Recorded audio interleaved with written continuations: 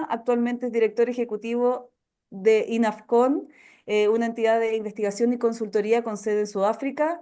Ha sido experto de las Naciones Unidas en temas de paz, equidad y desarrollo y director de grandes programas de desarrollo de esta organización también en América Latina, África, Asia Central y Europa. Ha sido director de distintos programas de las Naciones Unidas, como PRODERE, y también programas para el desarrollo humano territorial en América Central y Sudáfrica. La charla de hoy tiene el título de Equidad desde el territorio, modelos experimentales locales para transformar la política de desarrollo. Bueno, nuevamente le agradecemos al profesor Jairo Nieto, a quien ahora le voy a dar la palabra. Muchas gracias. Bueno, muy buenos días a toda la audiencia. Ah, Primero que todo, quisiera agradecer a la Facultad de Gobierno de la Universidad de Chile por la invitación que me han hecho para disertar como profesor en esta conferencia que se inscribe dentro del programa de Magíster en Gestión y Desarrollo Regional y Local. Mis agradecimientos se dirigen especialmente a la profesora Francisca Bogolaski, coordinadora del Magíster, al profesor René Sá, académico investigador del Centro de Análisis de Políticas Públicas, y a Leandro Espíndola, profesional de apoyo a la coordinación académica y docente. Me siento muy honrado y a gusto de estar aquí entre ustedes, pues creo que además de compartir mi conocimiento, voy a aprender muchísimo de un selecto grupo de participantes vinculados al fascinante mundo intelectual de la economía y del desarrollo regional y local. Esta conferencia es un extracto del capítulo 7 de mi más reciente libro, Equidad y Política de Desarrollo Humano, un enfoque normativo aplicado, a ser publicado próximamente.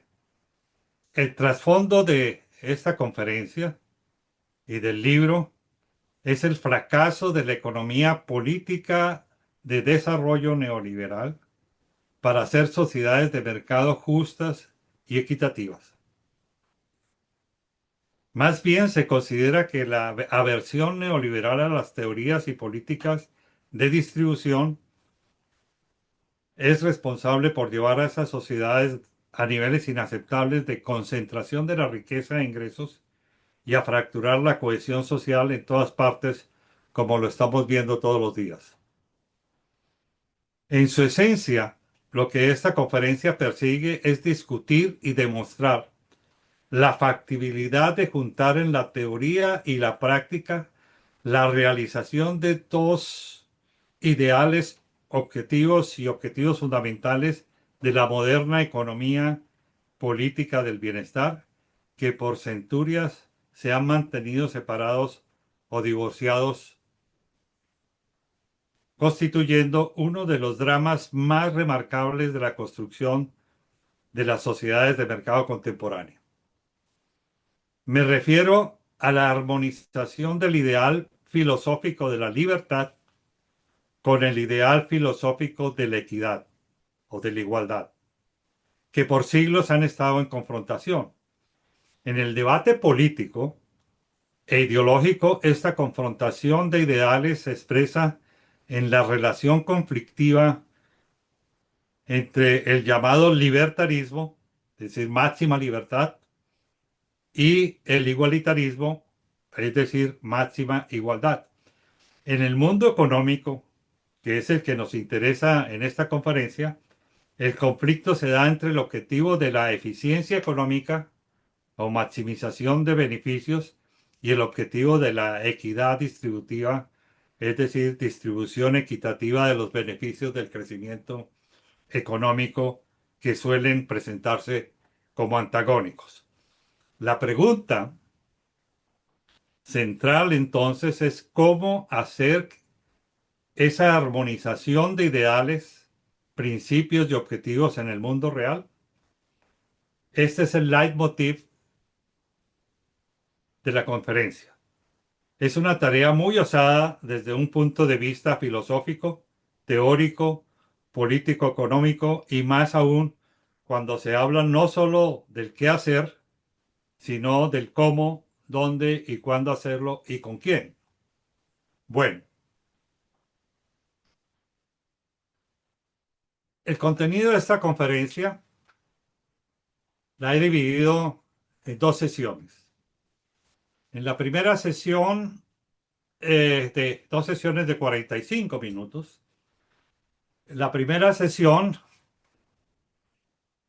es la que denomino un sobrevuelo por las ideas, por el conocimiento y por los contenidos mismos de este tema de equidad y eficiencia. Vamos a hacer los temas que trato, una sinopsis, un contexto global de la conferencia. Vamos a hablar del significado de equidad, la trascendencia de la equidad económica, también de la equidad y eficiencia, discutir desde los enfoques, desde la perspectiva de la moderna teoría del bienestar. Y finalmente voy a tratar de mirar la iniquidad económica y las propuestas para corregirla. En la segunda sesión, es una sesión de aterrizaje. Comienzo con de, una guía para hacer un aterrizaje suave con la presentación de lo que denomino yo la hermenéutica del hacer y transformar. Luego paso a la construcción de un modelo territorial equidistributivo hacia una nueva política de desarrollo y a continuación me concentro en la descripción de un juego cooperativo estratégico en la búsqueda de la equidad y la eficiencia territorial con el modelaje territorial, el modelaje poblacional organizativo, un modelaje institucional, el modelaje de la inversión en bienes públicos, modelaje empresarial y financiero local, modelaje de la economía macroempresarial y llegaré a unas notas conclusivas para abrir una discusión. Eh, el- la primera sesión, repito, es una sesión de perspectiva global y la segunda es ya entrar en el campo de operaciones, en el teatro de operaciones reales. La primera parte responde a mi experiencia académica y la segunda a mi experiencia como estratega del desarrollo en diversos países y continentes donde he tenido la oportunidad de poner a prueba una cantidad, una multitud de hipótesis, validarlas e invalidarlas y en esta ocasión quiero compartir con ustedes los resultados que me sirven a mí como base para la reformulación de la política de desarrollo hacia el futuro. Bueno, dicho esto, pasemos a la sinopsis, a la primera sesión, que es un sobrevuelo, inequidad, vista a vuelo de pájaro. El contenido de esta conferencia plantea una de las cuestiones más desafiantes de la economía y la política del bienestar moderna. Se trata de demostrar verazmente que no solo es imaginable, sino totalmente posible armonizar los ideales de libertad económica, es decir, eficiencia y equidad distributiva, sin sacrificar los principios liberales más reconocibles, iniciativa privada, iniciativa individual, propiedad privada, libre mercado, eficiencia económica e innovación empresarial y sin dañar desde luego la estabilidad macroeconómica, vale decir, la estabilidad fiscal, monetaria y cambiaria. Trazando el curso de una especie de inflexión vectorial por la que ambos ideales, eficiencia y equidad, convergen en el tiempo, percibimos que no se trata de un mero discurso retórico. Alcanzar dicha conciliación de ideales, como seguramente señalarían los filósofos de la ciencia y la moral, representa un verdadero cambio de paradigma de desarrollo en el sentido de que se desafía y trastoca abiertamente la estructura de creencias y dogmas neoliberales poco amigos de aunar ambos ideales en materia de economía y política distributiva.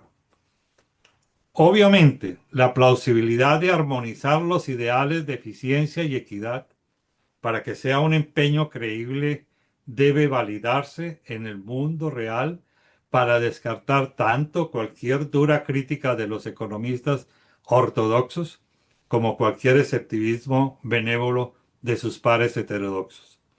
La cuestión de cómo armonizar ambos ideales en la práctica es, en resumen, el tema central de esta conferencia, que se centra no solo en las dimensiones filosóficas y teóricas, sino también hermenéuticas del desarrollo humano en la búsqueda de la edificación de sociedades de mercado eficientes y equitativas a partir de la experimentación a nivel local, en escenarios reales, con actores vivos, antes de pasar al diseño y adopción de políticas más amplias y globales.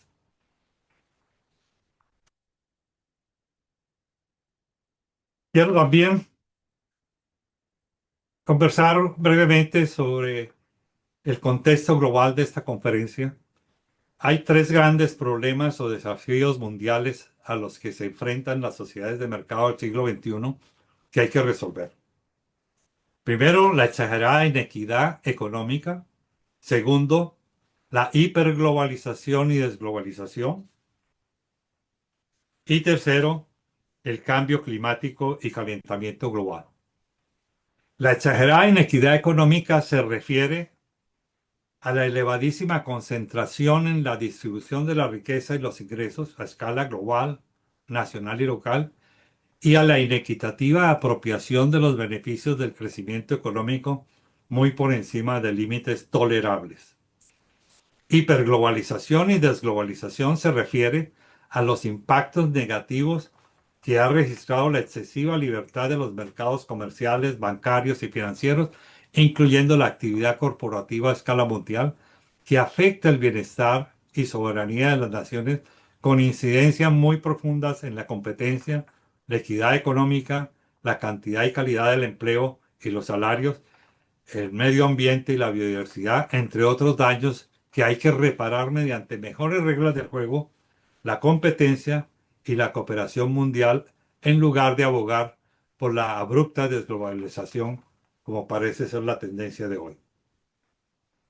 Calentamiento climático y calentamiento global se refiere a los cambios y fluctuaciones climáticas anormales debido al aumento de la temperatura de la temperatura de la Tierra y de la radiación solar causados por el incremento del efecto invernadero y a su vez por el aumento de los gases tóxicos de dióxido de carbono producidos por la actividad humana, principalmente debido al consumo excesivo de combustibles fósiles y la polución. En esta conferencia me enfocaré principalmente en el problema de la inequidad económica como tema central de la economía política moderna. Los otros temas son temas muy gruesos que ameritan ser tratados por separado. Si ustedes me lo permiten, obviaré esos temas y me concentraré en el tema de la inequidad económica, exagerada inequidad económica. Veamos ahora el significado de inequidad. La inequidad se entiende aquí desde dos perspectivas convergentes. Uno, como inequidad en la distribución de las oportunidades de desarrollo humano, que dice que no todos los derechos están disponibles para todos al nacer para alcanzar niveles de vida básicos. Y dos, como inequidad en la distribución de la riqueza y del ingreso, que se refiere a la falta de acceso a la propiedad de activos de capital, flujos de fondos y empleos bien remunerados que afectan a la gran mayoría de las personas en todo el mundo. Así entonces, inequidad es un concepto multidimensional que abarca aspectos éticos, legales y sociales y no solo las racionalidades económicas. El primer concepto de inequidad en la distribución de las oportunidades de desarrollo humano es un concepto ex ante, que lo ejemplifico en la gráfica al lado derecho mío. Aparece una pista con 5 corredores, 4 de los cuales están en la línea de partida y uno, en este caso una mujer, aparece atrás y tiene que competir con los otros competidores y además, una vez partiendo, tiene que enfrentarse a varios obstáculos en el camino. O sea que esta situación se puede mirar desde el punto de vista de personas que están por nacer y qué los espera en el futuro. Por eso se habla de un concepto ex ante. El concepto ex post de inequidad en la distribución de la riqueza es un concepto ex post que lo ejemplifico aquí con una pizza, en la cual una porción de la pizza, la, muy pequeña, tiene que ser repartida y consumida por un gran número de comensales, mientras hay un comensal que dispone de la mayor proporción de la pizza. Este es el concepto de inequidad en la distribución de la riqueza y el ingreso que quiero pues ejemplificarlo, y ambas situaciones presentan uno de los grandes retos y desafíos en la teoría y práctica de la política de bienestar humano hacia el futuro. Ya ustedes han estado como escuela de gobierno, eh, saben estos temas, seguramente ya los han discutido y forman parte de la currícula diaria de sus estudios. Ahora quisiera hablar brevemente de inequidad y pobreza. Los economistas ortodoxos suelen concebir la inequidad y la pobreza como dos conceptos sinónimos. Se trata de una visión e interpretación limitada, toda vez que la inequidad económica se refiere no solo a la condición de bienestar de una parte de las personas que viven por debajo de un determinado umbral de ingresos y consumo, sino a una circunstancia específica de exclusión y discriminación social, política y económica que puede afectar a un espectro mucho más amplio de la sociedad, independientemente de si esa porción de la población está clasificada como pobre. La indiferenciación entre inequidad y pobreza tiene consecuencias muy significativas a la hora de formular políticas sociales, pues por lo general estas se reducen a la transferencia de subsidios públicos de sobrevivencia que no eliminan la pobreza y hacen más vulnerables a las personas al inhibir la potenciación humana y la vocación laboral. Bueno, ustedes ya también pueden sacar sus conclusiones de cómo la teoría estándar es muy amiga a mantener esta indiferenciación entre inequidad y pobreza, lo cual pues es para mí un grave error de apreciación y eso hay que cambiarlo. Bueno, veamos rápidamente la trascendencia de la inequidad económica a través de dos gráficos que les traigo acá, que muy amablemente me los ha prestado el Global Inequality Report eh, para hacer mis presentaciones. Aquí tenemos el primer gráfico de arriba donde aparecen las curvas, cómo quién se apropia y cómo es la distribución de los ingresos a nivel mundial o de algunas principales áreas y regiones del mundo a partir de los años 80 hasta el 2015, y en la figura de abajo vemos la situación de distribución de ingresos y riqueza en el año 21. ¿Por qué se toma el año 80? El 80 se toma como punto como año base porque es el año donde comienza la hegemonía del paradigma neoliberal.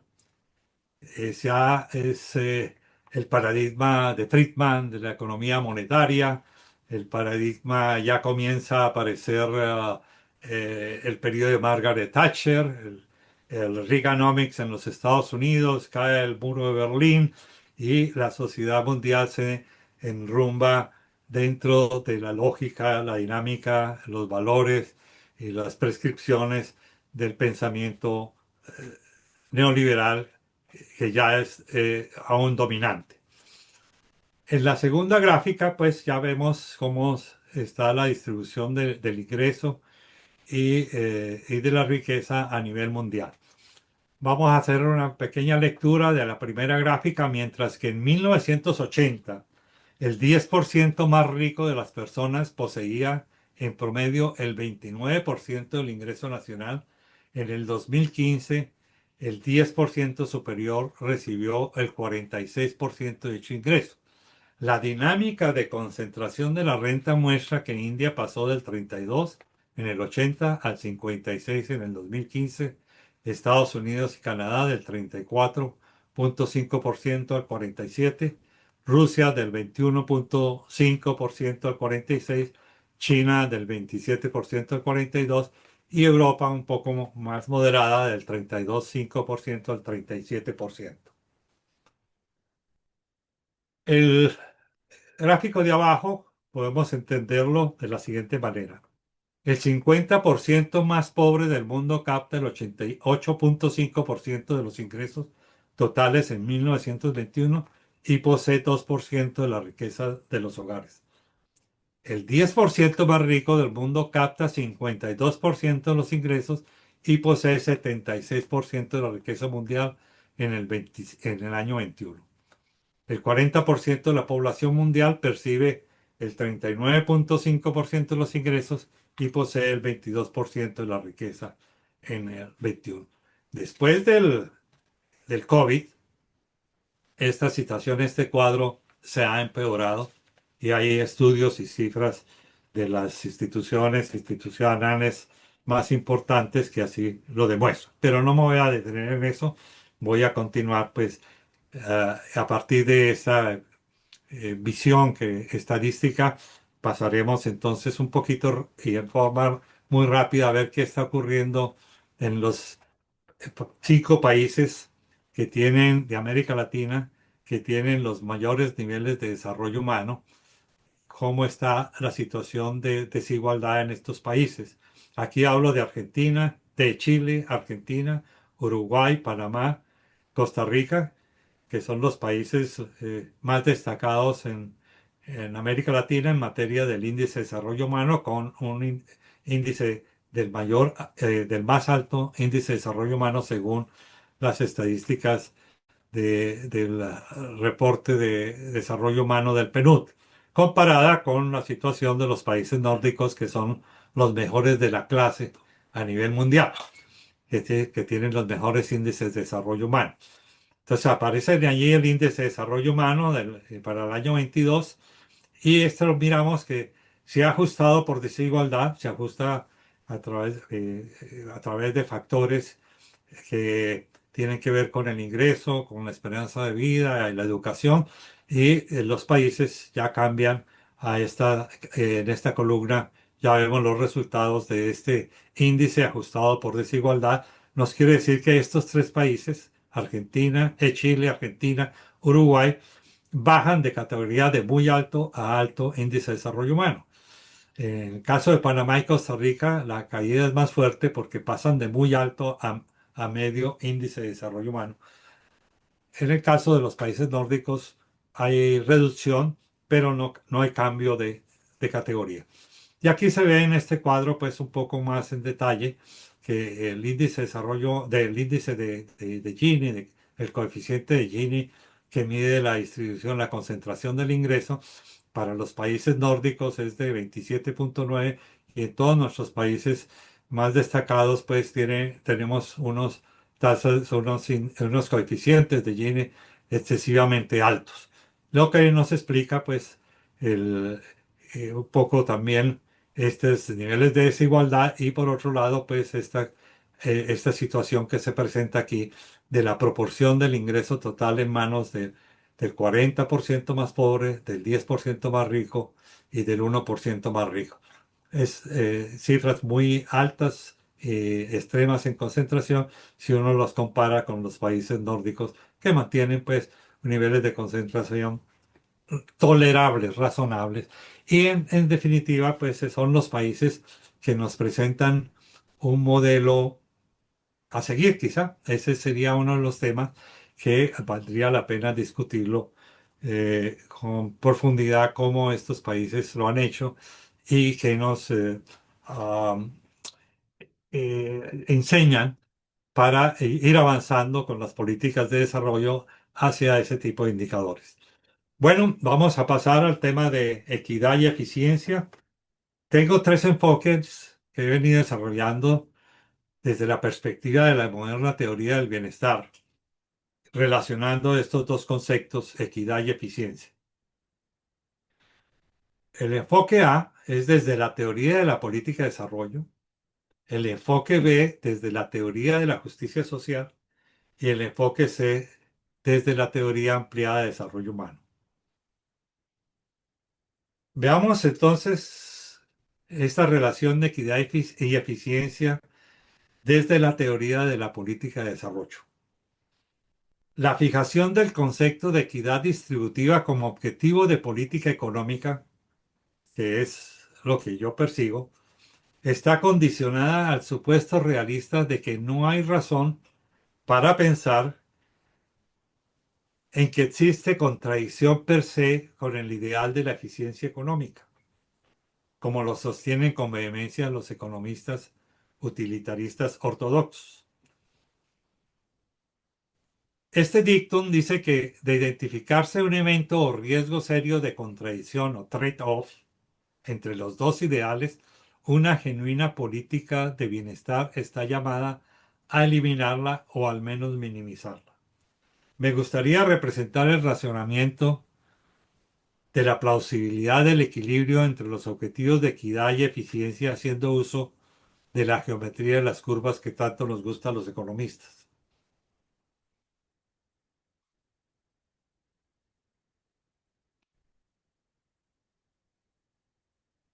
La gráfica representa una situación en la cual una sociedad establece o alcanza un punto de equilibrio dinámico entre la función social de equidad y la función social de eficiencia. Y los pueden ver en la gráfica, un poquito si podemos mover esto. Bueno, va a ser muy difícil. Bueno, acá queda, perdón, no se alcanza. Si lo alcanzan a apreciar, muy bien. Si no, pues póngale un poquito de alas a imaginación y a mi lectura para entender este gráfico. Entonces decía yo que la gráfica representa una situación en la cual una sociedad establece o alcanza un punto de equilibrio dinámico entre la función social de equidad y la función económica de eficiencia, dado un presupuesto o Producto Interno Bruto limitado. Este punto de la gráfica es A, aquí donde E es igual a N. Por fuera de este punto, sobre la misma frontera, esta sería la frontera, o línea de posibilidades de distribución, se producen desigualdades o pérdidas de bienestar de la sociedad. Es lo que ocurre en el punto B, aquí, donde la equidad es mayor que la eficiencia. Si trazan una línea acá, ven que la equidad sería superior a la eficiencia en este eje. O sea, E es mayor que N y también en el punto C, donde por el contrario, la eficiencia es mayor que la equidad aquí. En consecuencia, hay trade-offs extremos que son dañinos para la gobernabilidad y crecimiento económico de la sociedad, pues cuando prevalece la equidad sobre la eficiencia o a la inversa, se producen indeseables tensiones sociales e inseguridad humana que al final no solo deterioran el desempeño económico, sino también el bienestar de la entera sociedad. El equilibrio en el punto A no se produce por el acaso o la espontaneidad, es el resultado de una genuina política de desarrollo humano que haga posible el logro de la ecuación de igualdad relativa entre equidad y eficiencia de manera deliberada y planificada. Es por encima de todo el resultado de un consenso y pacto político democrático entre los poderes del Estado, las fuerzas del mercado y las diversas organizaciones de la sociedad civil que entrelazan sus diversos intereses para tomar decisiones sobre la asignación más eficiente de los recursos públicos, su distribución y financiamiento en línea con la Constitución y las leyes de un Estado democrático y las instituciones políticas que lo rigen.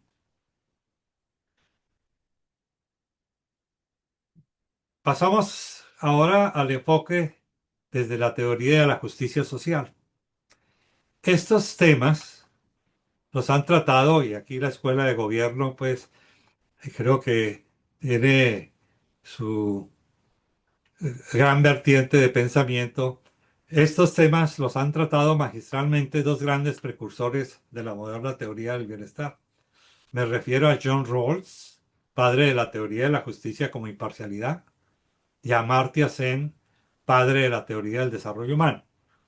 Ambos autores coinciden en la posibilidad de hacer compatibles los dos principios fundamentales de la justicia, a saber, la libertad, asociado a la noción de eficiencia, eh, y la equidad, considerados por los pensadores utilitaristas como extremadamente conflictivos. El conocido enfoque de la igualdad de capacidades básicas de Amartya Sen, considerado pionero en economía, ofrece un marco excelente para construir una ecuación integral de bienestar social a cambio de la rígida función de utilidad egoísta e individualista que persigue la economía neoclásica ortodoxa. Más concretamente, el modelo de optimización del bienestar social de Zen, en lugar de representar una función social utilitaria, moralmente indiferente, es una función social prioritaria moralmente apremiante. Eso es lo que describen las dos gráficas de los dos paneles de al lado. La función de bienestar social prioritaria es una versión netamente rawlsiana que dice que una situación de inequidad económica y social es justificable solo si esa situación ofrece el mayor beneficio para la población más desfavorecida de la sociedad. La distribución rawlsiana del ingreso puede implicar efectos en la eficiencia, pero se considera que el decremento del bienestar del rico es menor que el incremento del bienestar del pobre, lo cual es ética y económicamente justificable. Aquí tenemos entonces la función de bienestar social utilitaria. Esto da para discutir por largo tiempo, pero básicamente tenemos una línea recta diagonal que muestra la relación entre valores mínimo, el valor moral total y utilidad total. Para el caso de los utilitaristas, pasar de un 10 a un 20, aquí es moralmente igual de apremiante que pasar de un 90 a un 100, a una 100% utilidad. En el caso de la función de bienestar social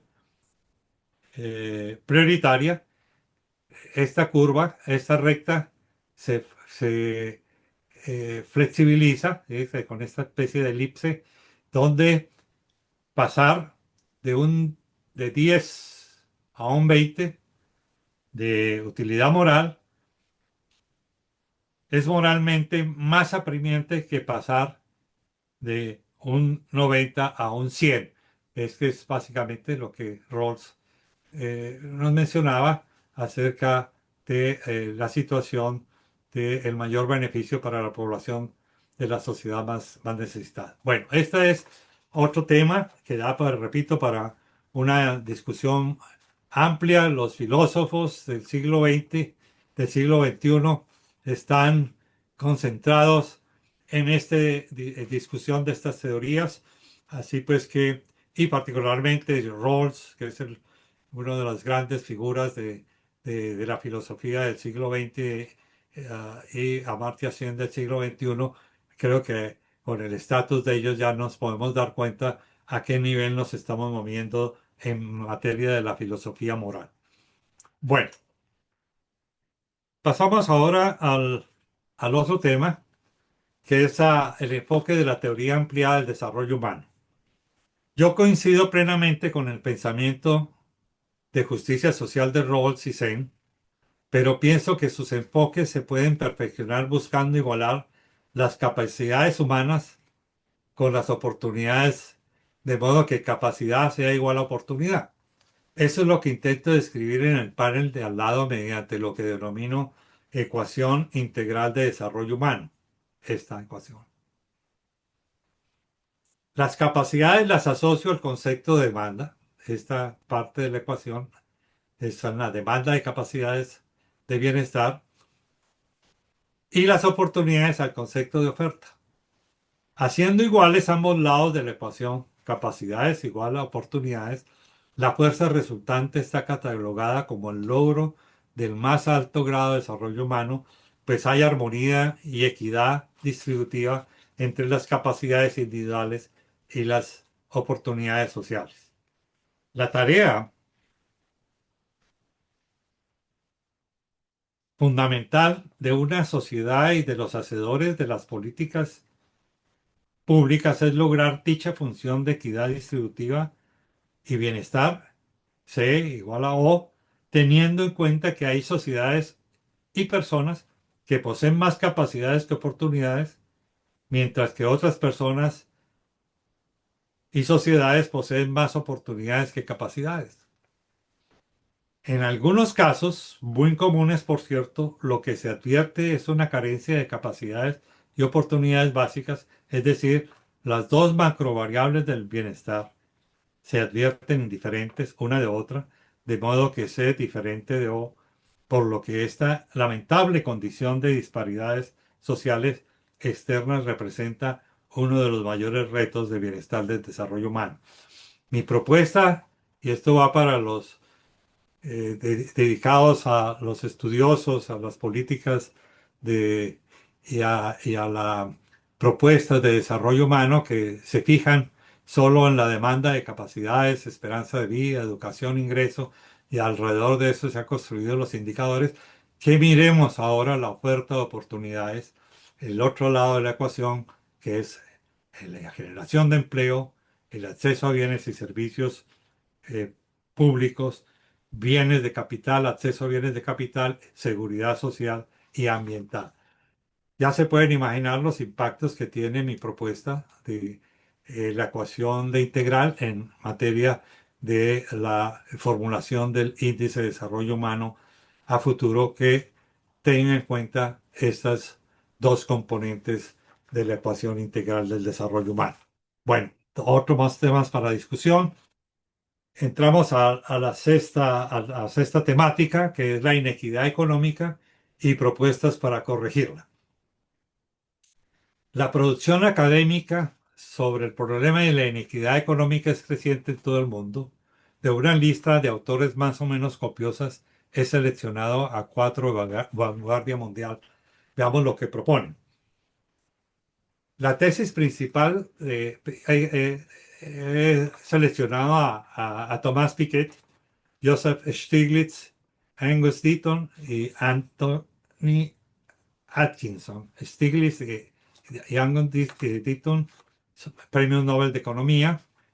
Thomas Piketty, no me cabe la menor duda de que va a ser uno de los próximos galardonados. Anthony Atkinson desafortunadamente murió en el 2016 cuando era uno de los candidatos más seguros para obtener el galardón del premio Nobel de ese año. Veamos entonces Thomas Piketty dice, la tesis principal de su trabajo es concisa, pero compleja al mismo tiempo. Dice que la tasa de retorno del capital, R, vista históricamente, 200 años de análisis, aumenta más rápidamente que el crecimiento del ingreso nacional G, lo que significa que R es mayor que G.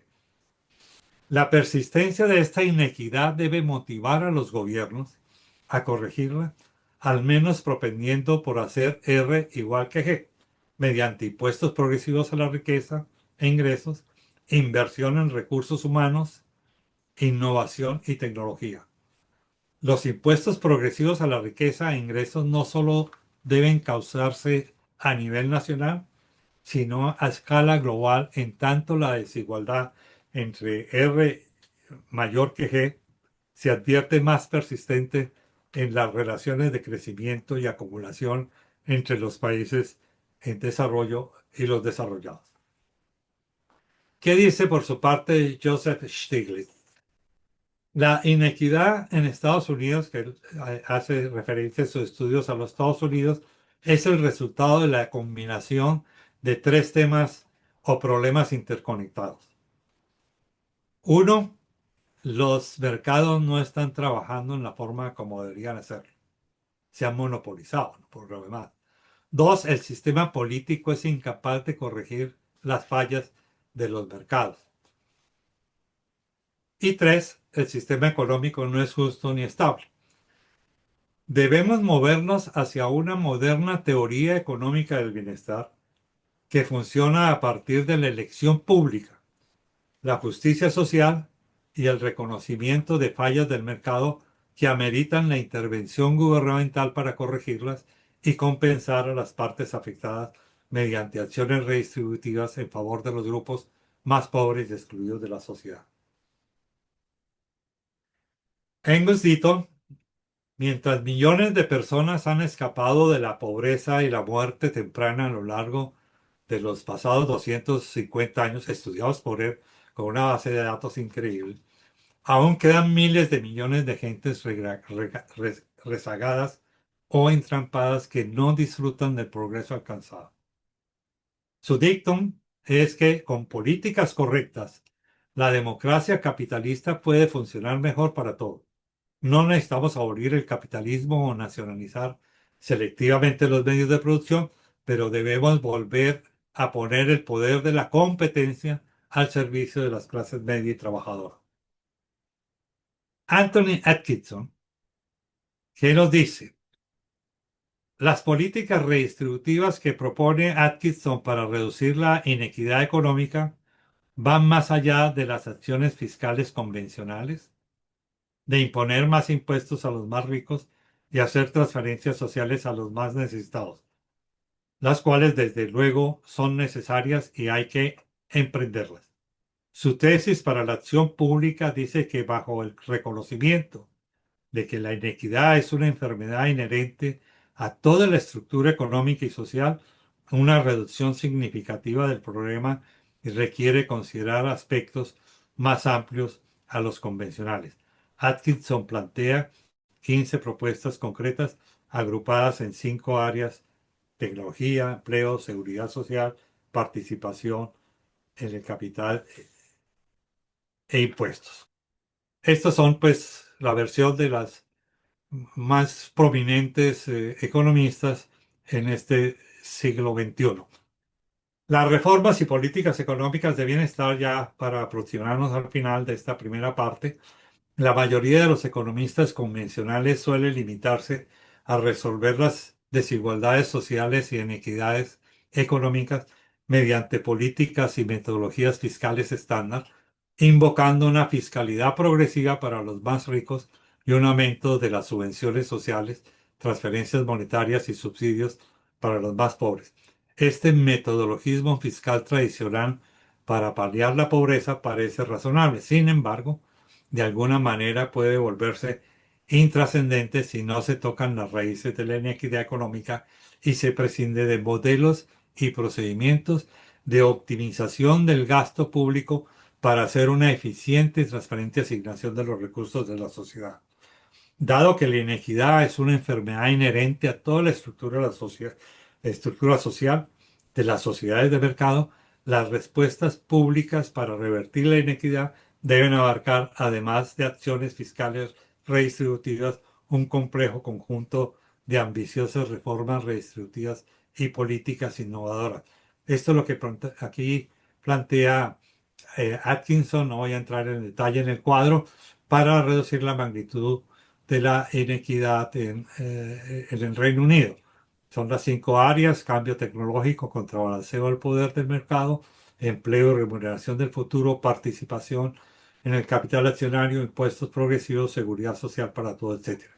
Así pues, el pensamiento de Atkinson no es un enfoque unilineal parcial, es un enfoque multidimensional para reducir la inequidad de las sociedades de mercado.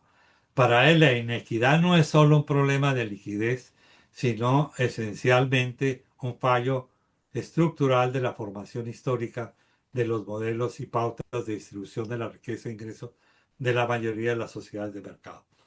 Bueno, dicho esto, quisiera finalizar acá con un índice que me parece muy pertinente en consonancia con lo expuesto en esta conferencia, en esta primera parte, que es el índice de distribución de Denton-Atkinson para medición de la inequidad.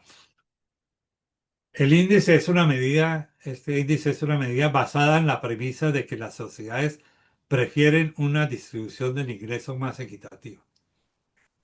La línea roja representa la actual distribución del ingreso de los trabajadores de tiempo completo en los Estados Unidos. Esta línea.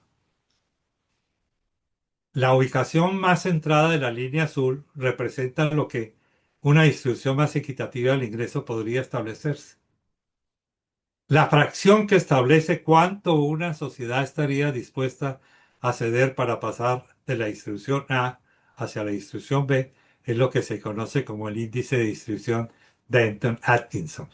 Este cambio de, de, de este punto acá es uno de los grandes desafíos que tenemos todas las sociedades de mercado en el mundo, no solamente en los Estados Unidos, quizá con mayor incidencia en nuestras sociedades latinoamericanas. Así pues que este es el gran esfuerzo que los políticos y los hacedores de las políticas públicas tienen que enfrentar hacia el futuro. Bueno, muchas gracias y tomamos un receso para pasar a la segunda sesión. Gracias, Francisca, Jairo. ¿Será posible que el receso sea un poquito más corto en la medida de lo posible para que no nos atrasemos tanto? Entiendo que que necesitas, que es harta información, entonces me parece bien un receso, pero si podemos acortarlo.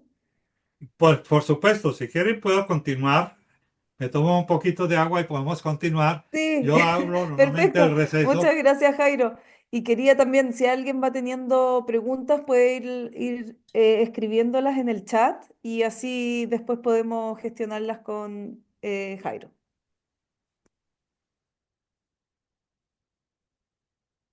¿Seguimos, Francisca, entonces? Sí, mejor Bueno, si podemos continuar. Muchas gracias, Jairo. sí, sí, no hay problema. Yo siempre dejo el receso para que miren el smartphone, ¿no? Bueno, entonces la segunda fase, la segunda sesión, es, como les anunciaba, es una sesión de aterrizaje. Luego de esta primera aproximación al mundo de las ideas y a las definiciones, voy a tratar de hacer un descenso seguro en el mundo real. Para ello voy a presentarles una guía para el aterrizaje. Me parece importante.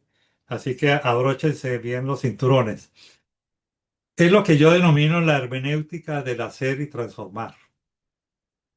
En una nueva era de profundas transformaciones estructurales, operadas por las revoluciones tecnológicas principalmente, obviamente debe haber cambios e innovaciones en el diseño y formulación de las reformas y políticas necesarias para reducir la inequidad y eliminar la pobreza, como lo vimos en la sección anterior.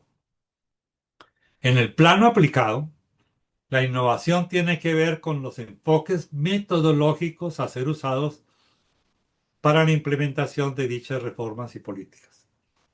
Muchos enfoques y métodos convencionales de hacer las cosas deben revisarse y reemplazarse, pues a la hora de la verdad no prestan mucha utilidad para impulsar los cambios y las transformaciones deseadas, pues sencillamente no se fueron construidas para eso. Si estamos de acuerdo con este planteamiento, la pregunta es, ¿cuál sería el concepto metodológico alternativo? Mi respuesta se remite a la moderna filosofía hermenéutica.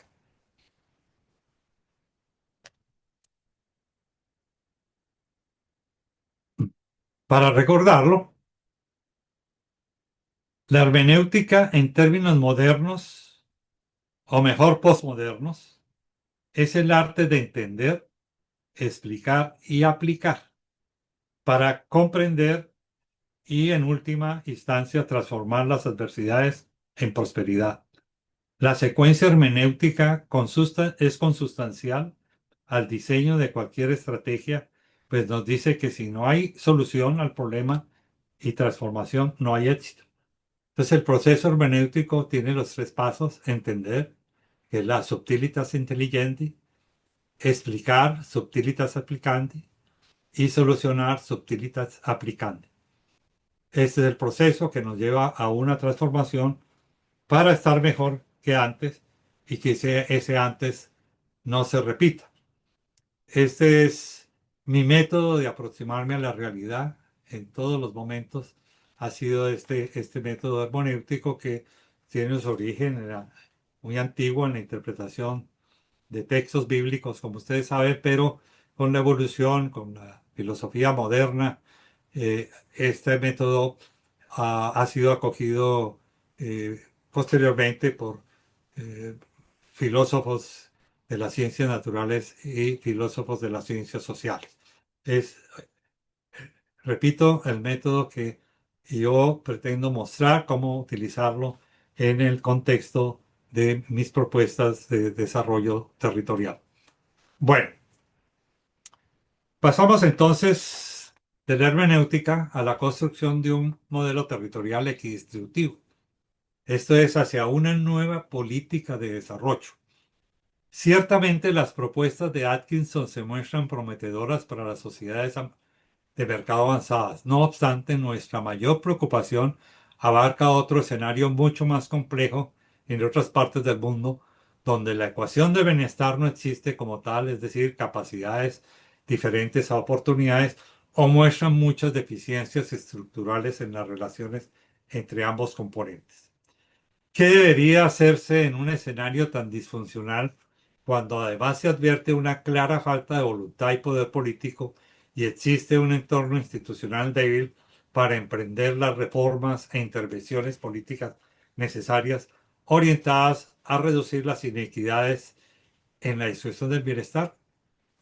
Este caso en particular me llama o llama nuestra atención.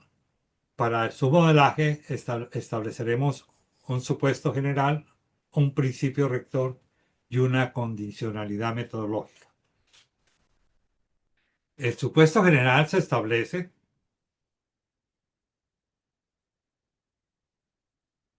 que para hacer efectiva la equidad como objetivo de la política económica, necesariamente debe existir una correlación de poder favorable entre las diversas fuerzas políticas en pugna para que haga posible, mediante consenso democrático y un contrato social sólido, la adopción de los ideales de equidad y su implementación a través de reformas estructurales amplias y a veces radicales para eliminar los obstáculos políticos y económicos que legitiman las desigualdades. Este es un punto de partida muy importante. Es un poco rawlsiano de buscar el quitar el velo de la ignorancia y partir de un punto original. El segundo principio rector en el lenguaje convencional de la política de desarrollo es habitual hablar de beneficiarios como la población destinataria que se favorece de cualquier acción pública.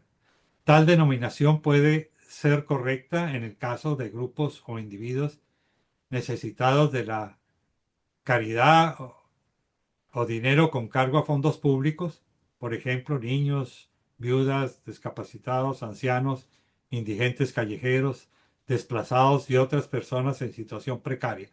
Sin embargo, en el caso de los trabajadores pobres y la clase media, que no pertenece a esta clasificación, es decir, personas que pueden hacer de la inversión o gasto público una operación socialmente rentable, la denominación cambia por dueños o gestores de procesos. La transición de beneficiarios a dueños exige obviamente cambios en la teoría y praxis de las políticas públicas al considerar a los pobres con potencial como activos sociales en lugar de cargas sociales a fondo perdido. Este cambio de lenguaje me parece extraordinariamente importante para el diseño de las nuevas políticas. La condicionalidad metodológica, hay que implementar modelos experimentales de cambio en tiempo real con actores, escenarios y libretos reales para probar, es decir, validar o invalidar hipótesis. Ello es una condicionalidad metodológica crucial antes de pasar al diseño final y la adopción de políticas globales. Dada la naturaleza holística del enfoque de igualdad entre capacidades y oportunidades y las obvias complejidades de nuestra ecuación de bienestar, pensamos que los modelos experimentales en tiempo real deben operarse a nivel local con actores e instituciones reales. Bueno, este es los elementos básicos para la construcción del modelo. Entremos ya al desarrollo del juego cooperativo estratégico en la búsqueda de la equidad y la eficiencia. Teniendo en mente el conjunto de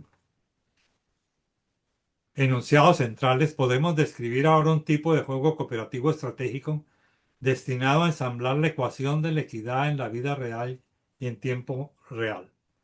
Introduzco aquí el concepto para diferenciarlo del juego competitivo estratégico. Mientras el primero busca beneficios colectivos, el cooperativo, ¿ya?, en busca del bien común y la ampliación de la competencia donde todos los jugadores ganan, el segundo persigue beneficios, y ganancias individuales u oligopólicas, donde unos ganan y otros pierden. Ambos conceptos tienen su raíz común en la teoría de juegos y no son necesariamente excluyentes, pues al final ambos juegos, el cooperativo y el competitivo, buscan optimizar decisiones considerando los intereses de diferentes competidores independientes. Al igual que en un juego de rompecabezas, nuestra propuesta consiste en unir de forma lógica varias piezas irregulares y dispersas para visualizar una imagen final que en nuestro caso es el retrato humano y natural donde se igualan las capacidades de las personas y las oportunidades de desarrollo.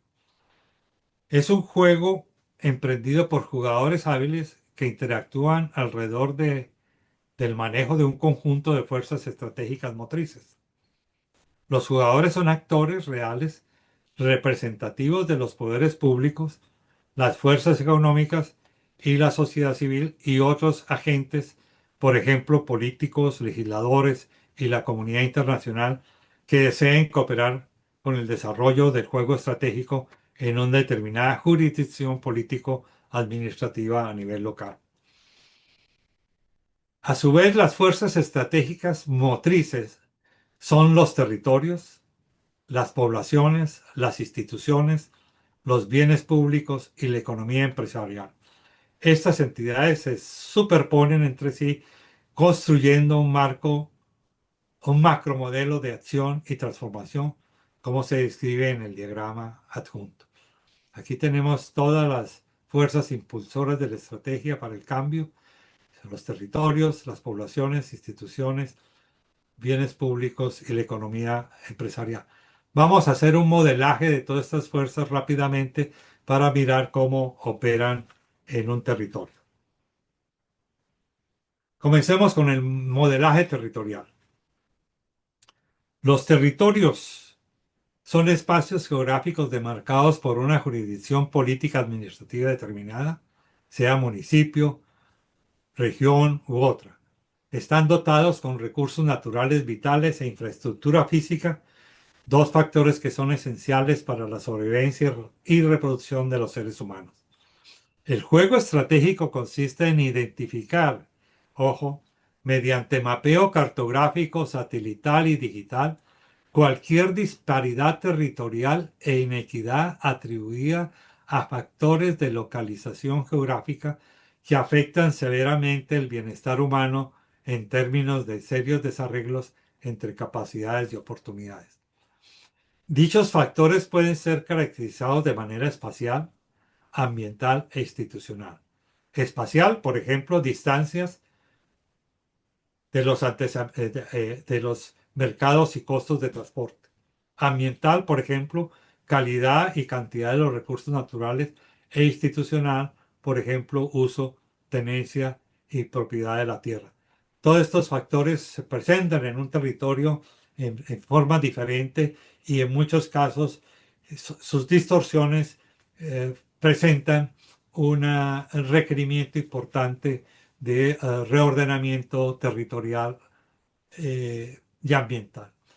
La idea orientadora de este ejercicio es reinventar un nuevo modelo de ordenamiento territorial y ambiental que responda de manera más equitativa y eficiente a las necesidades y oportunidades de los asentamientos humanos, los ecosistemas y la actividad empresarial. El ordenamiento territorial y ambiental deberá exhibir un sistema de centros administrativos y de mercados jerarquizados y bien interconectados por infraestructura física, económica y digital accesible para toda la población, de modo que nadie pueda ser marginado debido a factores de localización geográfica. Y que por lo demás se optimicen los procesos de producción y consumo en razón a la accesibilidad que tengan las empresas y consumidores a los mercados de bienes y servicios. Aquí tengo una representación de una jurisdicción, puede ser un municipio, esto es tomado de la vida real, donde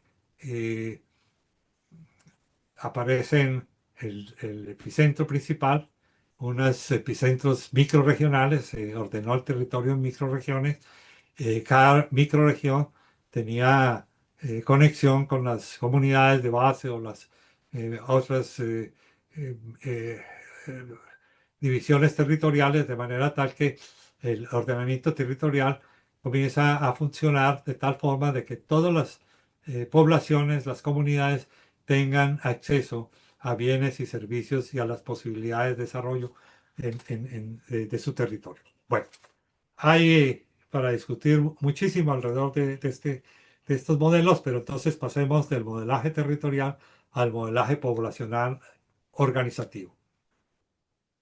Poblaciones son individuos que habitan los espacios geográficos y los adaptan y transforman para vivir de ellos. El modelaje de población se refiere a la construcción de un sistema de participación ciudadana de base que sea responsable por el cuidado, manejo y promoción del modelo de ordenamiento territorial que vimos anteriormente, el cual es organizado mediante mercados epicentrales y jerarquías administrativas bien distribuidas en estos espacios geográficos. El sistema de participación adquiere la forma de una red horizontal que opera a niveles interpersonales y comunitarios en forma libre y autónoma, donde los ciudadanos persiguen objetivos comunes en la búsqueda del bien común en el hábitat jurisdiccional donde viven, pero no más allá. No se trata de crear estructuras verticales que parten de la comunidad hasta lo más alto de la organización del Estado. No, son estructuras interpersonales y comunitarias que se operan para planificar y tomar decisiones que conciernen al desafío de igualar las capacidades y las oportunidades dentro de su ámbito territorial más inmediato. El objetivo primario de la construcción del modelo es la integración de los habitantes de un determinado territorio, individuos, grupos, comunidades, con un sistema democrático de participación ciudadana de base que, además de atender las relaciones y comunicaciones entre sí, se ocupe de las relaciones y comunicaciones de los ciudadanos con la esfera pública municipal en todos los temas que tenga que ver con el bien común, el desarrollo individual y comunitario, la asignación eficiente y equitativa de los recursos de inversión pública y, y una determinada jurisdicción política administrativa. Bueno, el modelo anterior, si ustedes lo ven a la luz de la teoría, el de el ordenamiento territorial, pues nos remitimos a Fontinen, a Kristaller y a todos los grandes maestros de la teoría económica regional. Aquí en todo este modelo de modelaje de población organizativa está muy presente la teoría, las teorías de Habermas, comunicativas y de democracia, ah, que están en este momento en una discusión pública muy intensa en la política y en las escuelas de gobierno. Bueno, quienes están detrás de todas estas teorías también es un buen tema de análisis, pero pasemos ahora al modelaje institucional. La creación de un entorno institucional democrático deliberativo para abordar el reto de igualar la ecuación del bienestar a escala local es una pieza maestra del juego estratégico. Las instituciones son valores, normas y principios que rigen las organizaciones humanas y regulan la interacción social entre individuos o grupos para alcanzar una relación armoniosa entre el interés individual y el bien común, considerando cuestiones medioambientales. Como se ha argumentado a lo largo de la conferencia, un nuevo paradigma de desarrollo suele significar un cambio institucional drástico en cuanto a la visión del mundo, los valores, las normas y el comportamiento y actuación de los individuos. Así entonces, el reto de igualar capacidades y oportunidades requiere un nuevo modelo institucional compuesto por individuos y organizaciones capaces de mejorar el rendimiento social y conectar sus intereses con la esfera pública para garantizar un amplio espectro de esquemas y opciones de gobernanza democrática local. En el diagrama de arriba, este diagrama representa la conformación de un ambiente institucional deliberativo donde se juntan en la misma mesa de discusión y trabajo representantes de los poderes públicos, las fuerzas del mercado y las organizaciones de la sociedad civil para atender y resolver problemas relacionados con el desarrollo y bienestar local y muy particularmente con la asignación eficiente y distribución equitativa de los recursos de inversión en una jurisdicción determinada, pero donde el alcalde o la autoridad legítima, elegida democráticamente, es el líder del proceso. No se trata de crear estructuras para deslegitimar la democracia representativa. Este es otro tema de discusión, ya que está también en la agenda de muchos países en América Latina que tratan de reemplazar la democracia representativa por una democracia deliberativa instrumentada fundamentalmente por manejos muy populistas. Pero bueno, esto ya no me quiero desviar de esto, pero quisiéramos precisar de que no se trata de eso. Bueno, el otro aspecto del modelaje es de bienes públicos. Quiero decirle que en el caso institucional, el premio Nobel de Economía, los premios Nobel de Economía obtuvieron esta distinción precisamente por atender los aspectos institucionales del desarrollo. Ya que aquí detrás de todo esto, pues hay en este momento también un debate académico muy interesante y muy eh, inspirador para definir qué se puede hacer a nivel de lo local. El modelaje de bienes públicos, economistas y estrategas de la justicia y equidad distributiva a menudo reclaman un presupuesto robusto de inversión para la provisión de bienes y servicios públicos y así reducir desigualdades sociales e inequidades económicas. Un bien público puro se puede definir como aquel que el mercado no lo puede proporcionar de manera rentable y que todos los individuos pueden disfrutar de su consumo, incluso sin haber pagado por ello, por ejemplo, educación primaria y secundaria, servicios médicos básicos, agua y saneamiento básico, vivienda, electrificación de vías públicas, carreteras, puentes, protección policial, medio ambiente limpio, entre otros. Excluir a cualquier persona de su consumo es poco práctico, costoso y éticamente indeseable, ya que nadie pierde al otorgar ese beneficio a otros usuarios que no pueden pagar por ellos.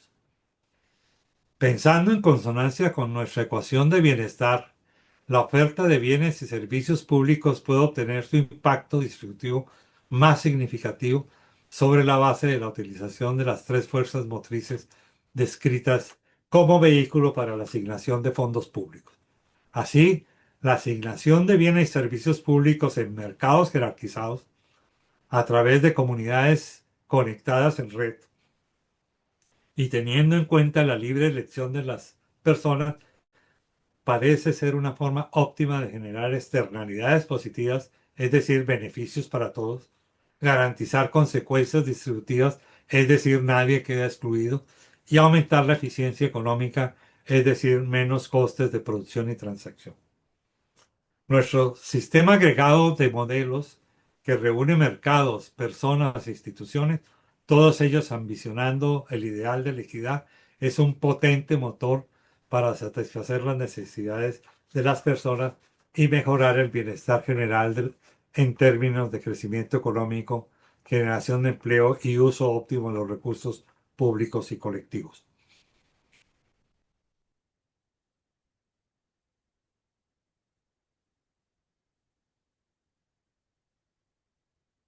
Aquí presento un modelo jerarquizado, no entro en los detalles, pero ya se pueden imaginar cómo un municipio dividido en microrregiones y en mercados jerarquizados puede alojar diversas categorías de bienes y servicios públicos. Se busca adoptar un sistema de inversiones públicas que reúna cinco características básicas. Primero, que esté basado en el consenso y la concertación ciudadana. Segundo, que esté orientado a la reducción tangible de las desigualdades económicas, sociales y territoriales. Tercero, que busque la elevación de la eficiencia y transparencia del gasto público. Cuarto, que los bienes públicos generen la mayor cantidad de externalidades positivas para el mayor número de poblaciones y empresas. Y quinto, que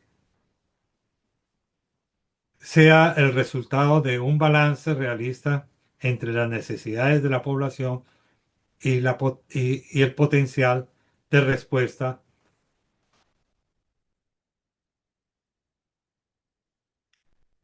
del gobierno, considerando las consabidas restricciones fiscales de los gobiernos nacionales y locales. Bueno, este es otro tema que da para una discusión muy amplia. Hay una economista italiana muy de moda, Mazzucato, que ha trabajado el tema de los bienes públicos y cómo estos están llamados a ser un vector extraordinario de cambio, de transformación social, que de hecho lo son, y que bien utilizados y bien pensados pueden transformar muy rápidamente las condiciones de vida de las poblaciones. Bueno, ya entramos al tema final del modelaje de la economía empresarial con un primer marco conceptual. El sistema de modelos expuestos anteriormente requiere de un enfoque y dinámica empresarial para darle pleno significado a la estrategia y política de desarrollo económico que proponemos. La inversión pública jerarquizada por tamaños de epicentros alcanza su mayor impacto en el bienestar social y crecimiento económico cuando se establecen complementariedades con la inversión privada y la actividad empresarial existente o potencial en los centros y epicentrales identificados. La situación ideal para lograr es cuando las externalidades de las inversiones públicas redunden positivamente en la atracción de la actividad empresarial, en el retorno económico y financiero de las empresas y en la generación de empleos productivos. Se valora altamente, y esto es muy importante, la asociación o alianza pública y privada, pero en nuestro caso optamos por un modelo que parta de un enfoque diferente al convencional.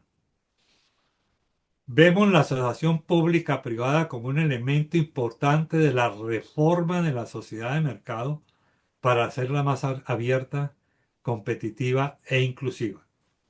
Nuestro modelo de asociación está pensado para elevar la equidad distributiva y eficiencia económica, es decir, la competitividad del respectivo territorio a través de una estrategia que tras los objetivos de generación de empleo, valor agregado e integración comercial, promueva la actividad productiva empresarial y financiera de las pequeñas y medianas empresas y el sector solidario de la producción en los centros epicentrales y microrregionales identificados.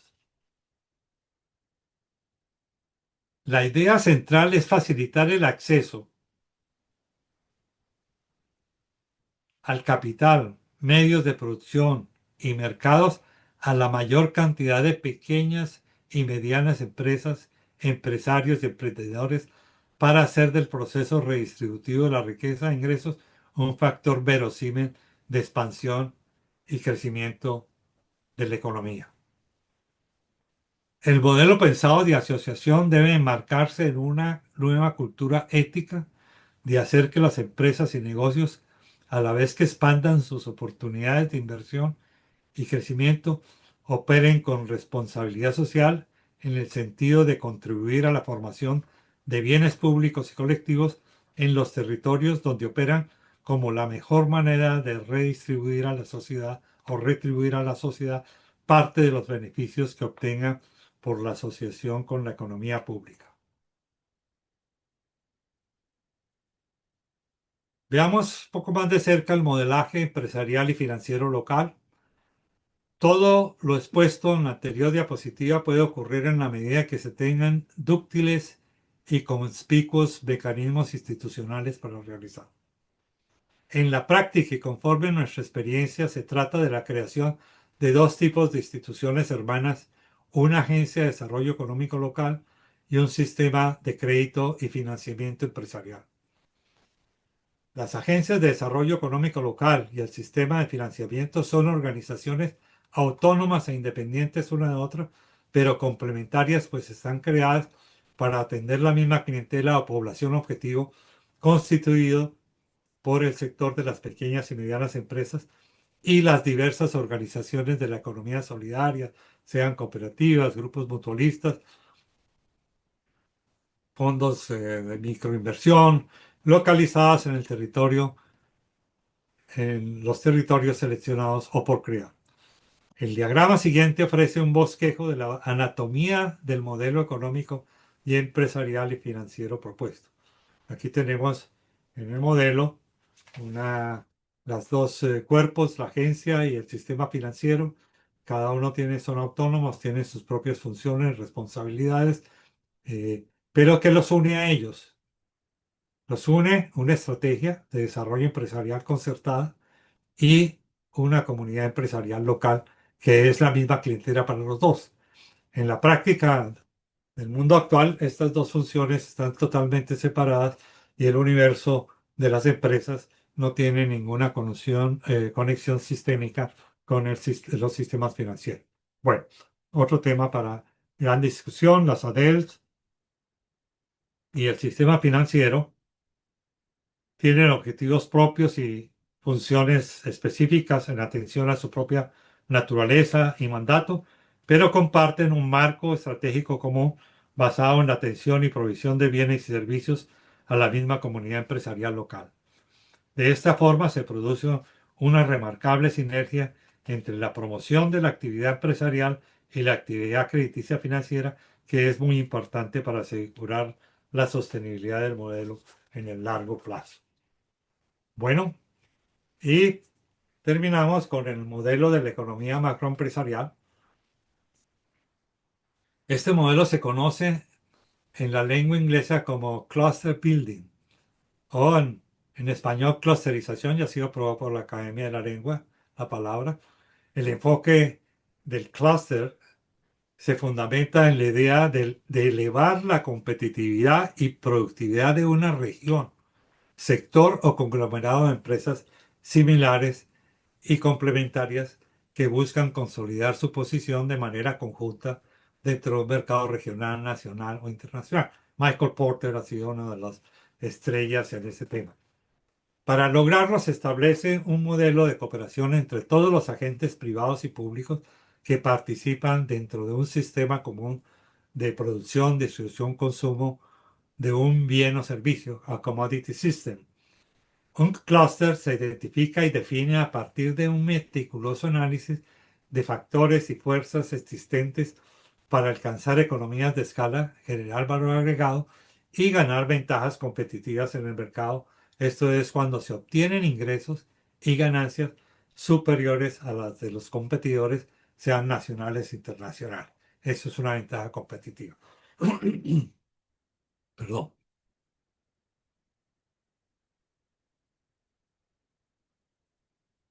En un clúster todos los participantes ganan, pues contribuyen a la formación de una misma cadena de valor y crecimiento. El gráfico adjunto describe un ejemplo hipotético de un clúster o cadena de valor de un sistema de riego agrícola que reúne a una serie de proveedores de insumos y servicios destinados a elevar la productividad y competitividad de las granjas bajo riego.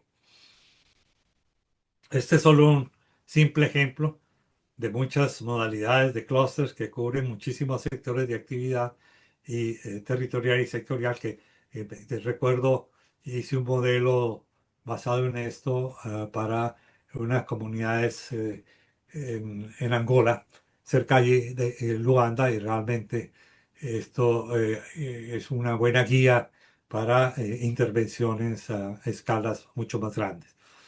Dos preguntas centrales. No voy a entrar en el detalle de esto, pero ya creo que el concepto queda claro de flujo de insumos y servicios y flujo de proveedores institucionales al servicio de una innovación tecnológica como es este tema del riego. Dos preguntas centrales para la discusión se desprenden del concepto de economía macroempresarial en el marco de esta conferencia. La primera pregunta es cómo formar o impulsar un clúster para ganar productividad y competitividad y colocarlo en la geografía económica mundial. La segunda pregunta es cómo puede contribuir un clúster a la promoción de las políticas de desarrollo basadas en el objetivo de la equidad distributiva, de modo que los pequeños y medianos empresarios ingresen a las cadenas de valor de los grandes conglomerados y sus economías de escala. Aquí también hemos hecho algunos intentos en esa línea, tanto aquí en África como en Colombia.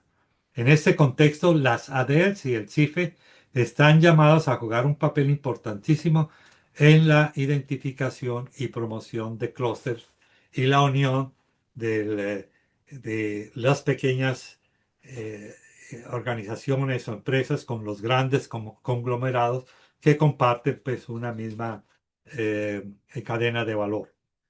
Bueno, esto también da para muchas discusiones. Vamos ya al final con unas notas conclusivas de este capítulo, de esta sesión. De la lectura y observación de los modelos descritos anteriormente se puede concluir que son todos métodos democráticos orientados hacia el logro de un mayor crecimiento económico y una mejor equidad distributiva de los recursos de la sociedad, teniendo en cuenta una serie de factores clave relacionados con el territorio, la población, ofertas, las instituciones, la economía pública y la economía empresarial. Para cerrar ordenadamente esta conferencia, quiero ahora resaltar algunos postulados sobre los cuales se basa la construcción de los modelos como métodos democráticos de equidistribución del ingreso, transformación social y crecimiento económico. El primer postulado es el de la armonización de los principios de equidad y eficiencia. La asignación de bienes y servicios públicos en lugares espaciales centrales organizados jerárquicamente según su tamaño y complejidad no solo es cuestión de ampliar cobertura y mejorar accesibilidad, sino también es un factor muy importante para la expansión de los mercados de factores de producción que se conglomeran en un mismo lugar para facilitar compra y venta de insumos y productos y reducir sus precios. Desde esta perspectiva, no hay entonces conflictos de objetivos o trade-offs entre la equidad social y la eficiencia del mercado, sino más bien complementariedad económica. El segundo postulado es el de la prevalencia del Homo economicus, vale decir, la optimización del bienestar público, que Aristóteles llamaba la economía, sobre el homos economicus, maximización del interés propio, o la crematística según Aristóteles. Los mecanismos institucionales de participación social que hemos considerado no son grupos de presión que abogan por ciertas políticas o inversiones en beneficio de un interés particular, muchas veces en detrimento del bienestar del resto de la sociedad. Por el contrario, son todos actores sociales que cooperan motivados por el interés colectivo del bien común, donde el natural egoísmo individual es subsumido por las funciones de bienestar social, que son las que hay que optimizar para reducir desigualdades e inequidades. El tercer postulado es el de la búsqueda de un equilibrio y simetría entre las relaciones, en las relaciones entre los poderes públicos, las fuerzas de mercado y la organización de la sociedad civil. Dado que los ciudadanos comunes y corrientes suelen ser el eslabón más débil y menos organizado de dicha relación triangular, resulta obvio centrarse en el fortalecimiento de las organizaciones de la sociedad civil de abajo hacia arriba para que entren en el juego de la dialéctica democrática deliberativa con capacidad de opción y decisión en los temas que inciden en la calidad de vida y bienestar de los ciudadanos en su cotidianidad local. Bueno, este es las notas conclusivas. Quisiera dar finalmente, si me permites, ¿no?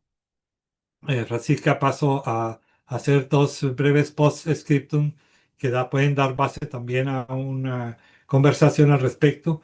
La primera es la validez del juego estratégico cooperativo. Creo que me puedo adelantar algunas preguntas. A primera vista, el juego cooperativo estratégico hacia la equidad distributiva y la eficiencia económica daría la impresión de ser un ejercicio muy complejo que demanda mucho tiempo y dinero. Pero no es así. Por el contrario, el juego cooperativo estratégico está diseñado para reducir los tiempos y costos del proceso de desarrollo. Es un juego que depende esencialmente, uno, de la voluntad política y compromiso de los actores reales por el cambio social, dos, el conocimiento y la calidad de la información, y tres, una alta dosis de talento e imaginación de los estrategas que tienen la doble función de mostrar la validez de la estrategia a escala global y atraer el interés de las autoridades del gobierno central y del Parlamento para su ulterior adopción como política pública. Bueno, me salto este otro eh, párrafo para pasar finalmente al postscriptum 2, el gran desafío de la política de bienestar, uso de la inteligencia artificial. En una era donde la inteligencia artificial está produciendo una revolución profunda en la generación y aplicación de conocimiento en todos los campos de la vida científica y social, es obvio que la inteligencia artificial será un instrumento tecnológico esencial para la realización de nuestro juego estratégico cooperativo, al hacer posible la convergencia de todas las fuerzas motoras de nuestra estrategia hacia una explosión del bienestar y crecimiento económico y hacia la reducción de los tiempos y costos del desarrollo humano expresado en nuestra ecuación de bienestar.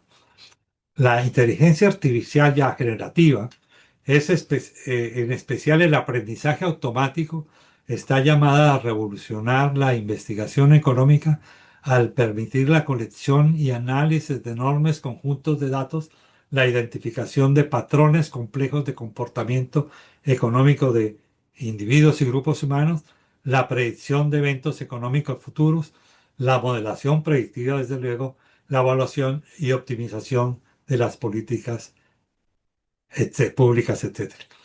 Todo lo que he dicho puede ser desarrollado con uso de la inteligencia artificial para reducir costos y tiempos del desarrollo económico. Aquí hay una serie de videoconferencias que recomiendo, una bibliografía. Muchas gracias. Francisca, te Muchas paso gracias, la voz. Jairo, por esta presentación muy interesante, mucha información y temas en los cuales pensar y seguir reflexionando. Quería dar algunos minutos por si alguien tenía preguntas, consultas que quisiera hacerle a Jairo. Vamos a ir por Pablo, tiene la mano levantada. Pablo Santibáñez. Sí, muchas gracias. Bueno, el tema de los ADEL y del sistema financiero local, si lo hubiera conocido más a detalle, probablemente hubiera sido mi materia de tesis, pero no lo conocí antes. A raíz de eso, me gustaría preguntarle cómo podemos manejar el tema de la corrupción en la facilidad de esta agencia y este sistema financiero en comunidades locales, porque al menos acá en Chile, las municipalidades, si bien no tienen tantas atribuciones, de todas formas han logrado arreglárselas para tener muchos temas de corrupción. Y para que tenga una mayor viabilidad estas ideas, como las agencias de desarrollo y el sistema crediticio, me gustaría saber cómo podríamos contrarrestar el argumento de que podría generarse corrupción o cómo podríamos detenerla. Muy interesante la pregunta. Bueno, en principio, eh, estas son nuevas instituciones que apoyan un proceso que es nuevo, porque a veces las instituciones antiguas no sirven estos propósitos. Por eso hay que crearlas y al crearlas hay que uh, ensamblarlas de un contexto muy fuerte de ética pública, donde el Homo civicus es predominante y donde haya mecanismos de control y empoderamiento de todas las instancias de la organización, de tal forma que se generen sus mecanismos de equilibrio. En la junta directiva, una junta directiva de una agencia y del FICE, no solamente participa el sector público, allí están representantes de la empresarialidad, incluso de los grandes empresarios, pequeños, medianos empresarios, cámaras de comercio, son entidades que operan dentro de una lógica de economía eh, empresarial y que por tanto tiene que rendir cuentas y hacer su proceso de una manera transparente. No son organismos públicos en sí mismos. Y si el gobierno entrega recursos es para una administración dentro de las reglas del juego democrático y dentro del juego ético que las instituciones establecen. El tema de la corrupción hasta ahora, yo he participado, creo, en la construcción de 30 organizaciones de esta naturaleza y creo que hasta ahora no he tenido ninguna experiencia donde aparezca algún evento de corrupción, digamos, relevante. Y de hecho muchas de estas organizaciones han continuado existiendo en esa dinámica de cooperación entre diversos sectores que están guiados por una misma ética y mismos objetivos. Entonces, eso hay que hacer un proceso de educación muy fuerte, ¿ya? De tal forma que uno pueda introducir estos nuevos elementos de la ética empresarial como parte de la guía de actuación de estas organizaciones. Aquí en Sudáfrica y en el mismo Centroamérica, en la construcción de las agencias de desarrollo económico local, invitamos a gente muy destacada de la Universidad de Harvard, de la Universidad de la Sorbona, de las universidades Bocconi de Italia, para introducir esta nueva filosofía moral para la administración de estos nuevos entes, como son la organización financiera y la organización de promoción del pequeño empresariado. Perfecto, Muchas muchas gracias, gracias, Pablo profesor. y Jairo. ¿Hay alguna otra pregunta? Nikki Fabiancic. Muchas gracias por la oportunidad. Me ha sido muy grato escuchar a Jairo, eh, a quien no veía desde hace como 15 años, pero Sí. tuvimos la oportunidad de trabajar juntos a comienzos de los 2000, proyectos en Venezuela y en República Dominicana, y me da mucho gusto saber que sigue batallando con tanto empeño y con tanta calidad en estos temas. Muy rápidamente en Venezuela organizamos en cooperativas productores de cacao, y en República Dominicana creamos una red de cooperativas con emprendimientos microhidroeléctricos. Así que puedo dar testimonio de que lo que ha comentado de una manera muy sólida, muy clara desde el punto de vista teórico, tiene una aplicación práctica concreta, y las ADEL y CIFES o cooperativas, como las llamábamos hace 20 años, funcionan. Hablando un poco de la presentación, yo diría, si hacemos la analogía con el vaso medio lleno, medio vacío, yo creo que está casi lleno en un 90%. Lo que voy a decir es ese 10% que me gustaría agregar. Yo creo que cuando Kai nos hablaba del modelo territorial y el éxito de un modelo territorial, bueno, depende de muchas variables. Yo me gustaría que hubiera Jairo un poco resaltado, y a lo mejor ahora puede comentar, en la importancia que tiene en ese modelo territorial la capacidad de educar. Los ciudadanos tienen que ser educados, porque si no, estos modelos democráticos no funcionan. Es muy importante el tema de la educación y el tema de la generación de empleo.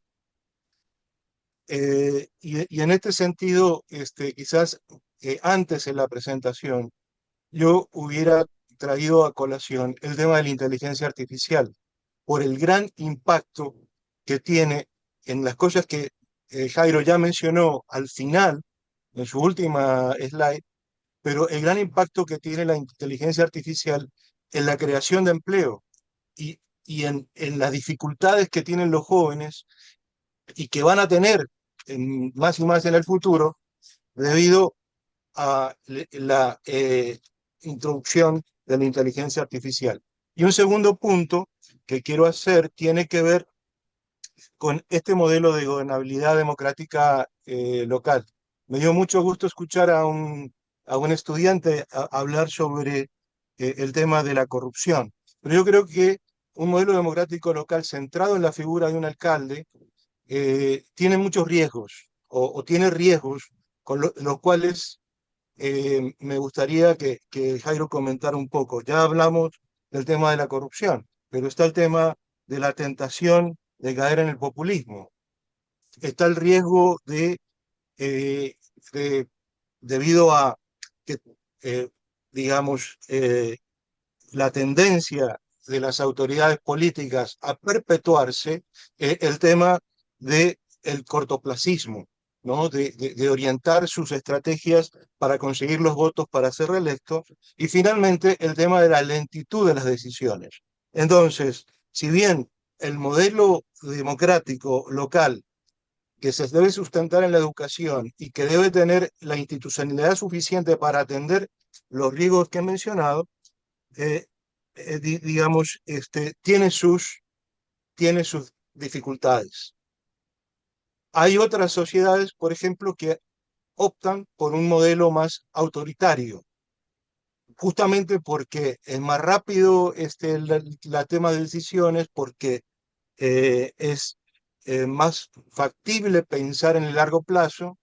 eh, y, digamos, me gustaría un contrapunto de Jairo respecto a un modelo alternativo al propuesto, siempre considerando que obviamente Jairo favorece el modelo que ha presentado.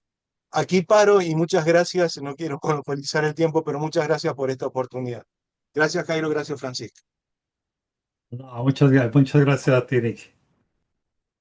Bueno, hay mucha carne sobre la parrilla, como la presentó Nicky, y muchos temas realmente sustantivos.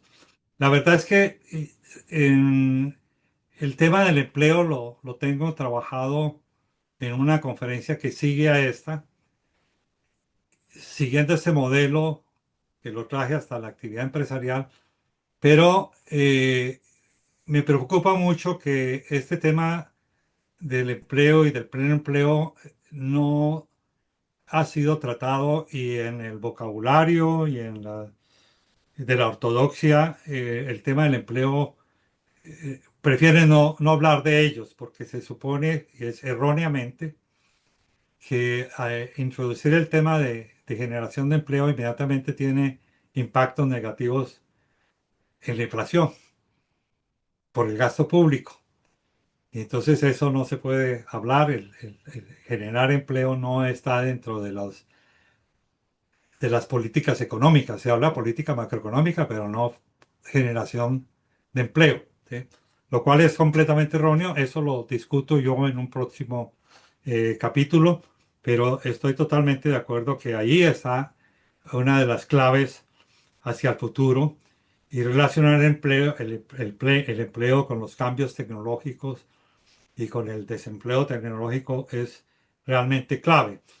En mi ecuación, si recuerdan la ecuación donde hablo de las no solamente capacidades sino oportunidades, pongo el tema del empleo como una de las variables sustantivas que hay que trabajar para lograr mayor equidad en una sociedad, ¿no? Porque es la generación de riqueza. El empleo genera riqueza y genera una vocación diferente al estar recibiendo subsidios, etcétera. Bueno, entonces el empleo Y para mí dignidad, es dignidad. y especialmente la dignidad, ¿cierto? Sí, que la gente es digna, que así está ganando poco, pero es feliz porque lo está recibiendo como propio de su propio esfuerzo. El laborem exercens de la doctrina social de la Iglesia de los años 60 ahí está presente entre las nuevas discusiones que hay sobre el tema del empleo. Entonces el empleo se vuelve en una categoría de política económica sustantiva hacia el futuro para trabajar este modelo. Por otro lado, evidentemente el tema y asociado a la inteligencia artificial. Acuérdese que Atkinson relieva en sus políticas la relación de los cambios tecnológicos y los impactos en la actividad laboral, ¿no? Y allí hay un trabajo y hay una preocupación real, legítima, en este momento en todas las economías maduras y en las economías menos desarrolladas. Entonces, empleo y inteligencia artificial son temas de gran calado en esta discusión. Educación, por supuesto, en materia de educación al desarrollo, yo creo que esto es fundamental. A mí, en mi experiencia de manejo de grandes recursos de presupuesto, como eh, CEO de grandes proyectos de Naciones Unidas, dediqué una porción enorme de recursos a la formación de los recursos humanos, ¿no? ¿Sí? A nivel de empresarios, a nivel de alcaldes, a nivel de población en general. En materia de educación y, por ejemplo, formación de las capacidades locales, los alcaldes sí que se los critican por corrupción, por falta de mecanismos eficientes de asignación de recursos, ¿sí? Si el Estado tuviera mecanismos eficientes de asignación de los recursos, se disminuiría notablemente la corrupción. Y eso tiene problemas desde las autoridades fiscales nacionales. Los ministros de Hacienda en todas partes se preocupan solo de recaudar impuestos, pero poco hablan de cómo asignar eficientemente los recursos de inversión pública, entonces se los tienen que entregar a los alcaldes y pues a ellos hacen su festival con esos recursos y tampoco tienen localmente sistemas de control y de verificación del uso de los recursos y de asignación de los recursos. Entonces, todo eso es una estrategia comprensiva a nivel local, no para sustituir el poder local, porque mi experiencia también con los alcaldes en sociedades que los han, alcaldes elegidos democráticamente, es que cuando un alcalde entiende este modelo, lo compra 100%, incluyendo todos los mecanismos de control y verificación. ¿Por qué? Porque este modelo le eleva la calidad de las decisiones y eleva su prestigio político cuando administra bien esta relación con la sociedad civil, con estos sistemas microrregionales, con el Consejo Municipal de Desarrollo, etcétera. Su prestigio se eleva notablemente. ¿Ya? Así pues que tengo muchos ejemplos de alcaldes que no esquivo el factor político, ¿sí? Hay que involucrar a los políticos, hay que involucrar a los alcaldes en nuestra visión, en nuestros paradigmas, porque de lo contrario no cambian. Entonces aparece un cisma entre la sociedad civil y la sociedad del mercado y los gobiernos que es totalmente perjudicial. Aquí la gran lucha que tenemos es contra el populismo y con todas esas estructuras autocráticas que son las que están haciendo tremendos daños no solamente en la gobernabilidad, sino también en los temas de equidad y de crecimiento y de eficiencia. Esto lo estamos viendo en todas partes. Entonces, eh, educación importante, el corto plazo. Ciertamente hay que mostrar también respuestas que duren, que normalmente estén dentro del periodo, de un periodo de gobierno. eh, Porque los políticos no se venden al mediano y a largo plazo, están limitados a- a su periodo de gobierno y si uno le ayuda a producir respuestas en ese periodo y por eso estas metodologías, la introducción de la inteligencia artificial, que repito, sirve para reducir los tiempos y los costos del desarrollo son extraordinariamente importantes porque en la medida en que sean respuestas a corto y mediano plazo, que las puedan disfrutar los políticos en buen sentido, tienen un impacto extraordinario. Bueno, esto es lo que te podría decir como modelo alternativo, porque yo lo que estoy tratando de hacer es desarrollar un modelo alternativo trayendo también la teoría global hacia los espacios y territorios más manejables con gente eh, viva, ¿sí? Que permita hacer políticas, experimentar las políticas y luego trasladarlas a escalas globales, a escalas mayores para hacer políticas públicas.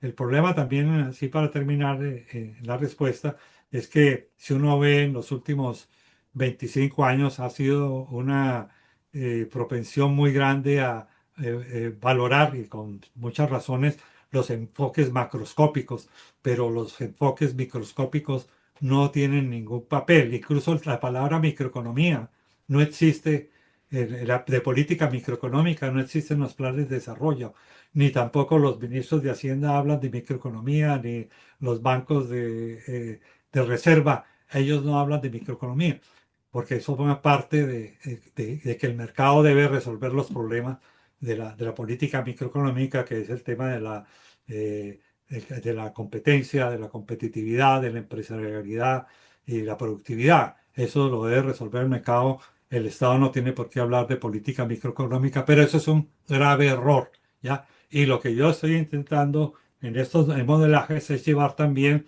elementos de política microeconómica al terreno, ¿sí? Que potencien las regiones y las coloquen en la geografía de la economía mundial. Muchas gracias, Jairo.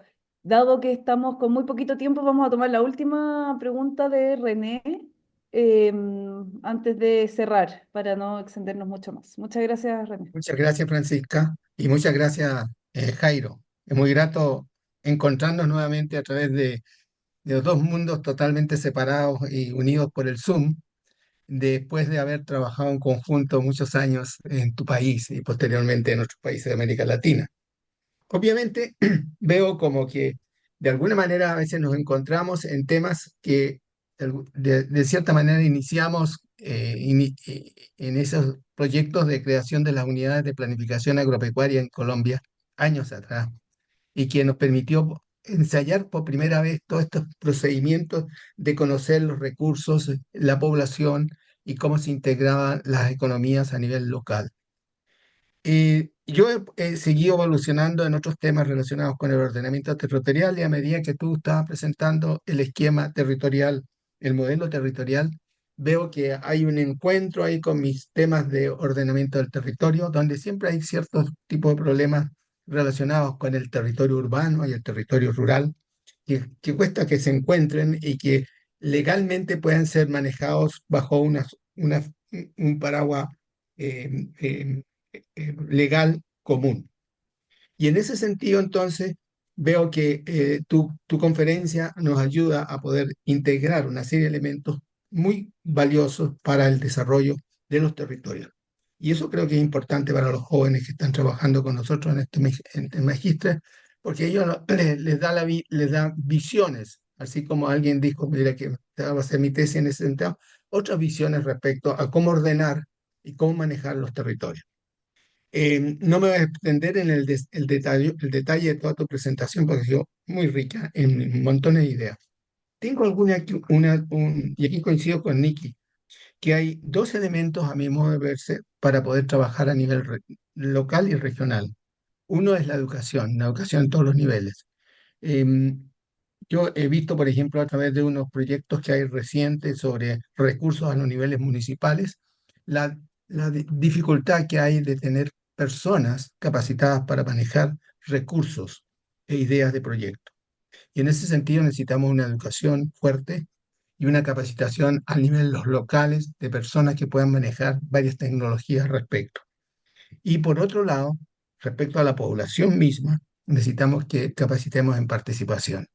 En mi país, y este es Chile, digamos, la participación es muy baja. Y mientras no tengamos equipos capacitados y al mismo tiempo población participativa y capacitada para participar, es muy difícil poder organizar todo en un territorio con una fuerte participación y influencia ciudadana. Te agradezco, Jairo, y mi saludo a tu familia desde Chile. ¿Ok? Muchas gracias. Y muchas gracias, Francisco, por darme Acoge la muy bien palabra. tus comentarios. Yo quisiera, digamos, en esta, ya para finalizar y tratando de hilar esta eh, presentación con alguna observación de interés que expresó Francisca, perdón, cuando estábamos formateando esta conferencia, en el sentido de que una de las preocupaciones, entiendo allí de la facultad y del programa Magíster es cómo organizar el territorio e integrarlo a la economía mundial. Eso me parece que es un tema extraordinariamente importante y que tenemos ejemplos muy buenos, incluso a nivel de América Latina, de la formación de grandes conglomerados macroempresariales eh, que son casi que cuasi perfectos desde el punto de vista de, de su organización como clúster. Y aquí quiero mencionar el caso de la Federación Colombiana de Cafeteros, ¿no? Son Claro. toda una 700.000 pequeños y medianos, y hay también grandes cafeteros y familias, millones, que están integrados a los mercados mundiales desde hace mucho tiempo y tienen en una organización paraestatal, ¿ya? Todos los servicios, todas las conexiones en toda la cadena de producción y de valor agregado, supremamente exitoso, que tiene prácticamente ya casi un siglo de existencia y es uno de los modelos que se consideran como eh, eh, únicos a nivel mundial. estaba pensando un poco, digamos, Chile debe tener también con la industria vinícola, ya también una extraordinaria experiencia de ingreso de las economías agroindustriales en los mercados mundiales y integrando pequeños, medianos con las grandes economías de escala.